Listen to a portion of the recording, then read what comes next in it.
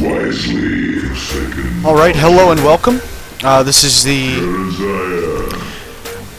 round 2 of Game Replay's TS3 tournament. We have AGL versus T7H. T7H is the Brazilian national team, and AGL, I can't really say, it is a little bit inappropriate. As you see, this is an AP, and I'm going to explain that real quick. Basically what happened was we hosted a BP, but AGL had an emergency case where they had to replace one of their players, so we did have to remake, but we're going with same picks right now.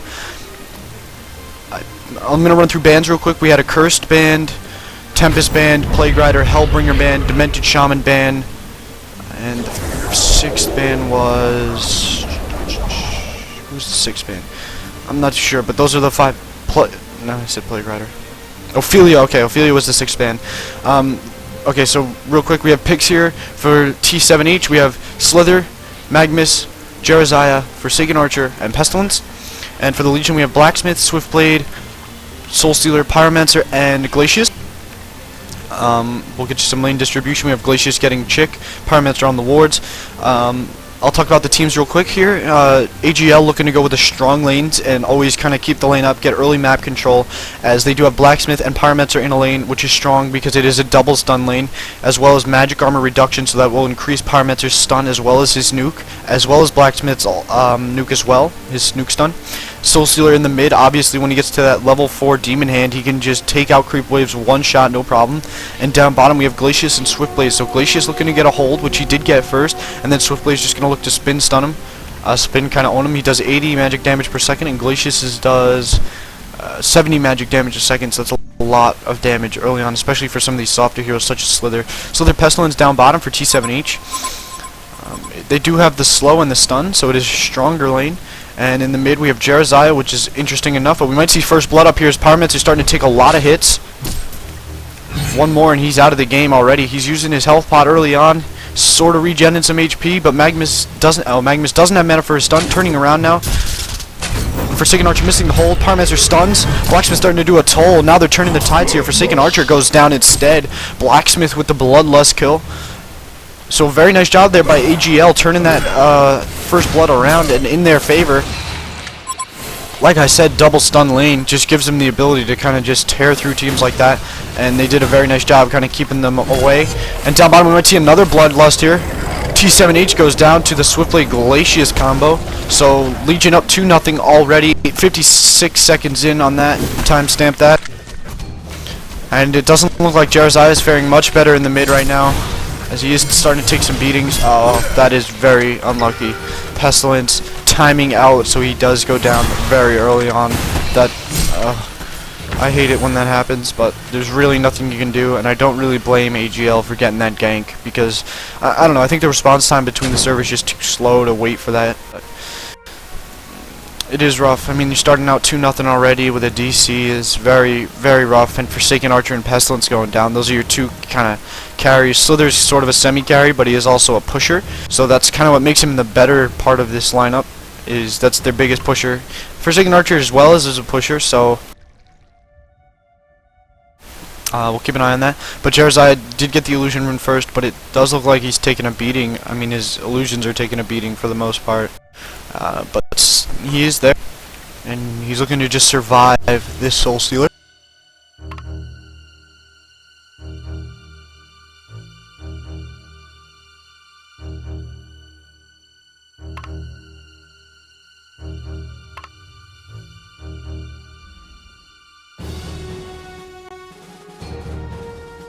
Alright, let's see how we are doing in lanes. Like I was saying, let me go to the Hellborn team now, though. We got Pestilence, Forsaken Archer, Jeraziah, Magmus, Slither.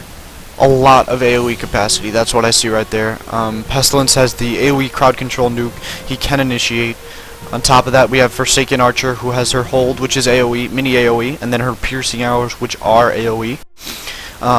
On top of that, when you get a charged hammer, forked lightning, or I'm sorry, Thunderclaw, I don't know why I call it forked lightning, but Thunderclaw on Forsaken Archer, it does start to bounce around and do a toll on the enemy team.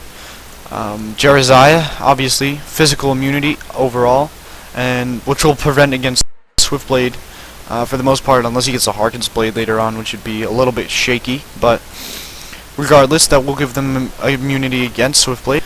as well as some magic immunity for Forsaken Archer, I'm gonna guess, or later on, maybe even a Magnus or Pestilence so they can blink in. Magnus, like I was saying, a lot of AoE capacity. He does have his ultimate, which does do a lot of damage early on, especially, like I was saying, to some of these int heroes. Glacius, Pyromancer are going to take a lot of hits from that ultimate, probably even almost go down one shot.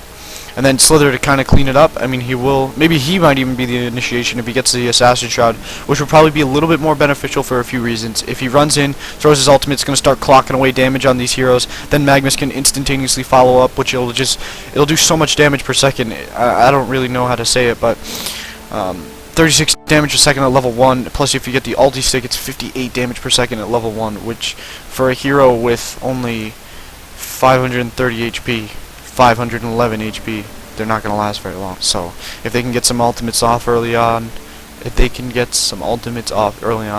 Hellborn will definitely be able to take this game easy.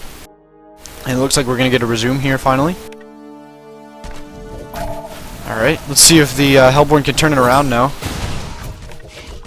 They're not just exactly going to sit down and roll over though. I mean, Magnus and Forsaken Archers are strong lane. They do have the hold and then the follow-up stun, which will allow Forsaken to dish out damage on the enemy heroes, especially Pyromancer up there. Kind of the lone soul up there, I guess. The only one who doesn't really have the ability to tank the opposition. And so it looks like he's doing a toll on Glacius down bottom, as he did get a few auto attacks off and his poison spray, so that's ticking away a little bit. Forces Glacius to eat 2 runes now. But we do have Pestilence back down there, so looks like it's going to be a little bit of a last hit war here. And it looks like Pestilence is sort of dominating for the most part. He's gotten almost every last hit as far as I can see.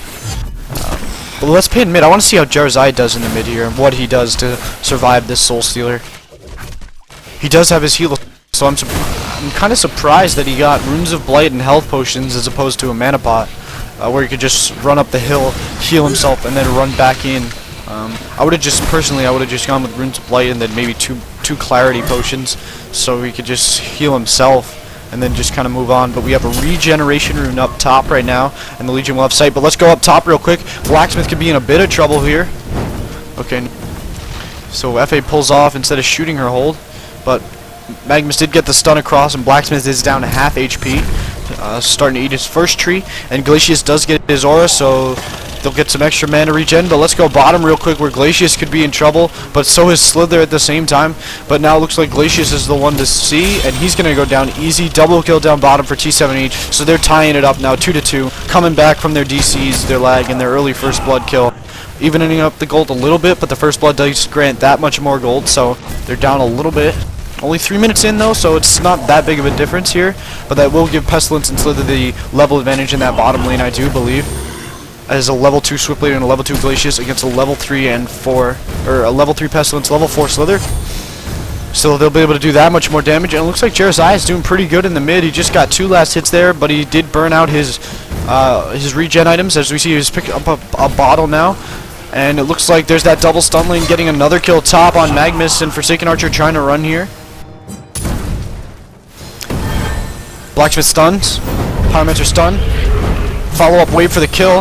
It looks like they're just going to beat him down. There's a double kill up top for the Legion. Double stun lane, like I said. Soulstealer looks like he's starting to take a bit of a beating in the mid here, as he does go down less than half HP, forced to use his health regeneration potion. And now, once again, the Legion kind of spiking back up by 2 kills. But Soulstealer stacking up his souls early on. He's already at 15. But Jarzai is going to get an invisibility rune. We might see him gank a little bit with that, maybe, later on. Once he gets his ultimate, anyways.